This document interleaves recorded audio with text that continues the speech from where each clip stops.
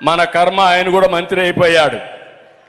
మొన్న బదిలీలో ఒక్క తన్నుదంతే పక్క జిల్లా కాదు 3 జిల్లాలకు అవతల పోయి పడిపోయాడు. అవునా కాదా అని మిమ్మల్ని అడుగుతున్నా. ఒకప్పుడు అనేవాడు బుల్లెట్ దిగిందా లేదా నాడు డైలాగులు. ఇప్పుడు బుల్లెట్ కరెక్ట్ గా దిగింది. అవునా కాదా? రేపు దిగుతుంది. పల్నాడులో బుల్లెట్ కరెక్ట్ గా దిగి మళ్ళీ తిరుగు తప్పాలలో ఎక్కడికి వస్తాడు? ఎక్కడికి వస్తాడు? చెన్నై పోతాడు. అంటే ఈ రోజు ఉంది, రేపు ఉంది, ఎల్లుండుంది.